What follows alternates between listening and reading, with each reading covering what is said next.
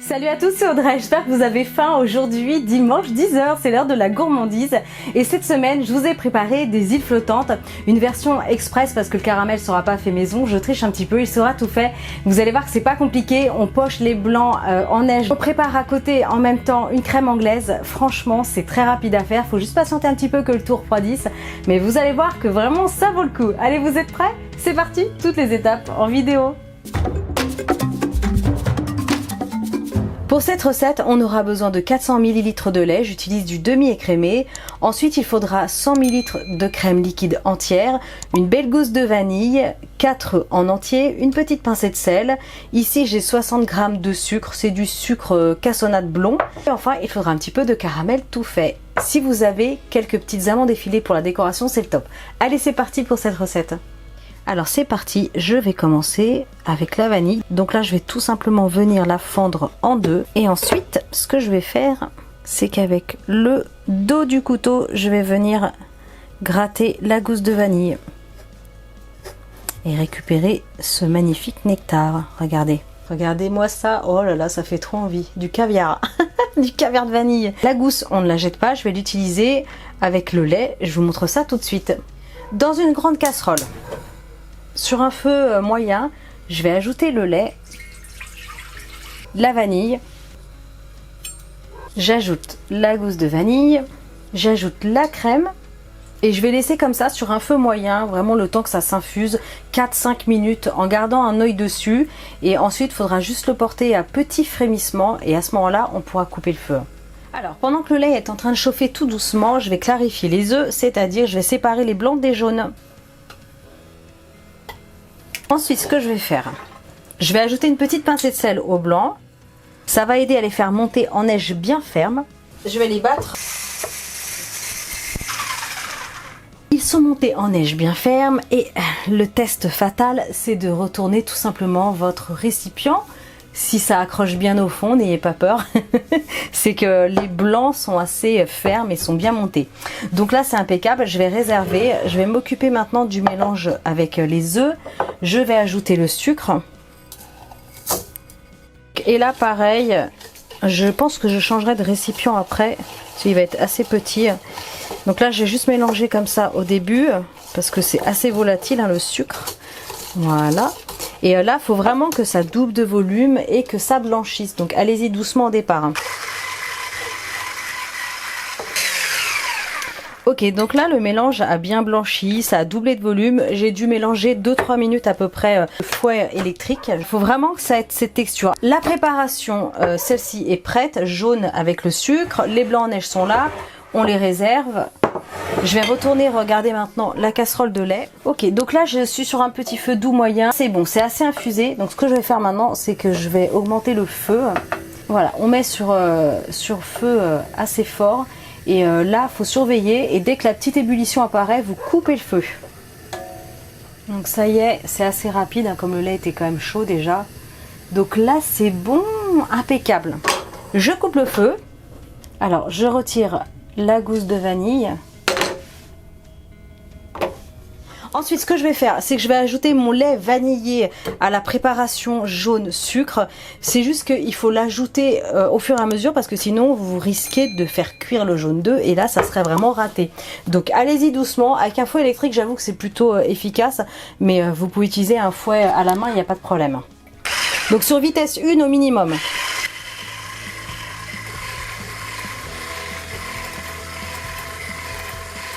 Voilà, donc ça c'est fait. Maintenant, je vais replacer tout ça dans la même casserole. Voilà, la même casserole qui est juste ici, avec les grains de vanille qui sont restés au fond.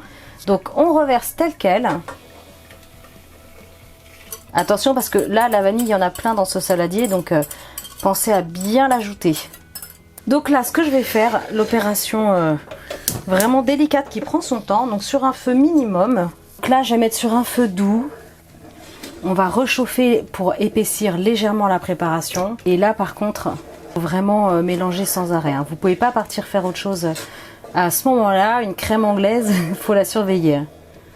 Donc, je vais la faire épaissir légèrement. Pas comme une crème pâtissière, donc attention. Il ne faut vraiment pas lâcher. Hein. C'est un moment qui est un petit peu long, mais c'est hyper important. Si vous mettez le feu trop fort et que vous ne remuez pas assez, le jaune va cuire et vous allez avoir plein de petits grumeaux dans votre préparation. Faites vraiment attention, prenez votre temps, commencez sur un feu doux. Si vous voyez que c'est un peu trop long, vous augmentez légèrement, mais voilà, vraiment sur un feu moyen, pas plus.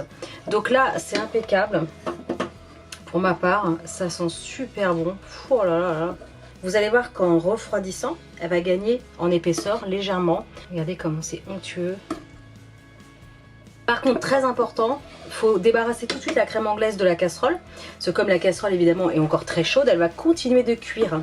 Donc pareil, vous allez vous retrouver avec des grumeaux. Donc tout de suite, vous réservez tout ça dans un grand récipient. Alors, ce que vous pouvez faire, c'est que vous prenez un autre récipient avec de l'eau bien froide. Vous pouvez même rajouter des glaçons. Et franchement, je vous conseille, hop, de changer même l'eau de temps en temps pour qu'elle refroidisse très rapidement. Voilà, donc on la laisse refroidir comme ça avec des glaçons. Il va falloir que j'en mette là. On la laisse refroidir comme ça à température ambiante. Et quand la température a baissé, vous la placez au frais. Il faut vraiment la déguster très fraîche. Donc maintenant, on va s'occuper de nos petits blancs en neige qui sont juste là. Ils n'ont pas bougé. Et je vais m'occuper de la cuisson. Alors, pour la cuisson des îles flottantes, des œufs en neige, moi j'aime bien faire moitié eau et moitié lait. Vous pouvez, si vous le souhaitez, faire uniquement à l'eau ou uniquement au lait, ou comme moi, moitié-moitié. Donc du coup, il n'y a pas trop de mesures exactes. Là, j'ai mis à peu près 1 litre d'eau et je vais ajouter un bon litre de lait. Et j'en mets partout. Je vais attendre que ce soit porté à ébullition. Et en attendant, je vais vous montrer comment on forme les îles.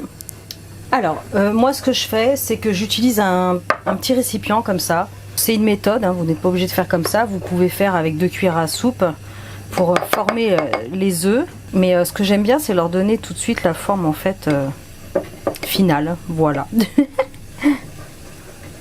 Donc je vais leur donner une forme un peu ronde. Donc allez-y, hein, c'est fragile, mais prenez votre temps, faites doucement. Voilà, j'utilise tout simplement une cuillère, vous savez, les cuillères pour le rice cooker pour faire le riz collant.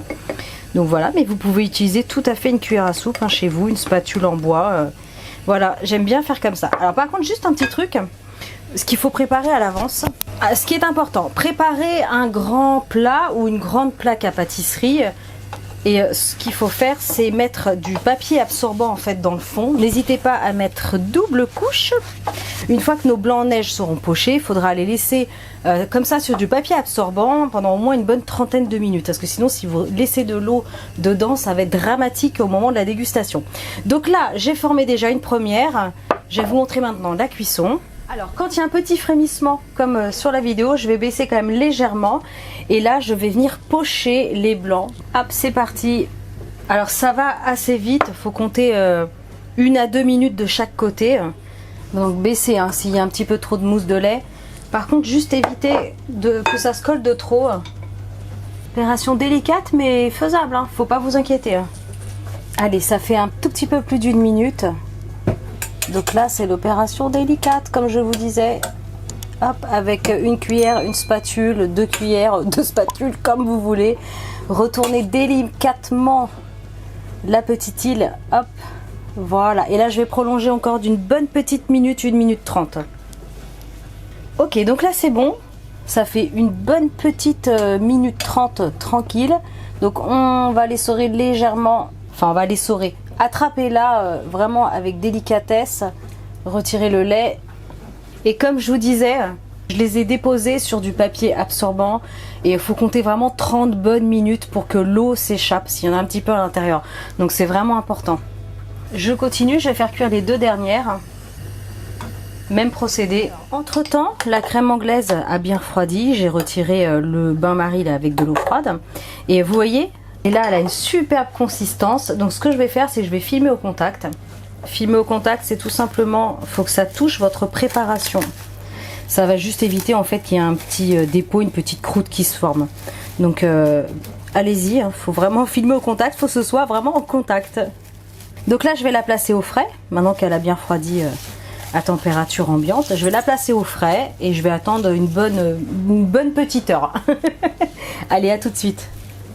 Alors, la crème anglaise a super bien refroidi, c'est impeccable. Donc maintenant, je vais les servir tout simplement dans les petits récipients.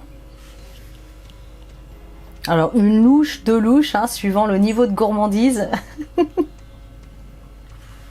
Ce que j'aimerais savoir en commentaire, c'est quel est du coup votre dessert préféré. Parce que l'île flottante, j'avoue que ça fait vraiment partie, en tout cas pour moi, de ce que je préfère, avec le tiramisu. Donc je veux tout savoir, hein. Dites-moi en commentaire ce que vous aimez, ce que vous préférez. Ok, impeccable. Alors, une fois que c'est fait, je vais ajouter les blancs. Alors, les blancs ont été égouttés, je vous le rappelle, une bonne demi-heure. On appuie légèrement. Oh là là. Vous avez vu le niveau de gourmandise hein, cette semaine. Hop, on les plonge directement sur la crème anglaise. Oh là là, super. Ensuite, alors vous n'êtes pas obligé, hein, mais le petit caramel qui va bien. Alors si vous avez, vous faites torréfier les amandes effilées, c'est-à-dire que vous les faites chauffer dans une petite poêle sans matière grasse. Et jusqu'à ce qu'elles soient bien dorées, vous les ajoutez sur les îles. Moi ce que je vais faire, c'est que je vais ajouter des petites noisettes comme ça sur le dessus. Après tout, on n'est pas obligé de faire les classiques à chaque fois. Voilà, et ben c'est très très bon aussi avec des éclats de noisettes. Maintenant vous savez faire des îles flottantes, super rapides. Le caramel, j'ai triché, je l'ai acheté tout fait, j'avoue. Mais vous pouvez le faire vous-même si vous le souhaitez. Mais voilà, crème anglaise super simple à faire. Il n'y a plus qu'à déguster quand même. Allez c'est parti, dégustation. Laquelle vous choisissez-vous? Déjà je vais goûter la crème qui a bien refroidi. Oh regardez avec le caramel. Oh, oh méga gourmand. C'est fameux. Et comme je dis à chaque fois, c'est magnifique. On va plonger dans l'œuf. Oh là là. Oh, j'ai découpé un petit morceau. Je vais vous montrer. Regardez. Allez, dégustation. Oh, c'est bon. Oh, avec la noisette, ça le fait. Hein. Regardez l'intérieur. C'est trop bon. Vous avez vu? Ce nuage tout léger de blanc d'œuf. Oh, c'est fameux. Oh là là. Avec la crème, je vais en remettre un petit peu. Oh là là là là. Écoutez, vous allez adorer. C'est absolument pas compliqué à faire. Vous allez kiffer. Vous faites cette recette, vous me faites une belle photo, vous me l'envoyez en story sur Instagram, sur Facebook, comme ça moi je pourrais les renvoyer dans ma propre story et je serais super contente de voir toutes vos préparations. Likez, partagez, abonnez-vous à ma chaîne si ce n'est pas encore fait et moi je vous dis à très bientôt pour des recettes super méga gourmandes. Ciao!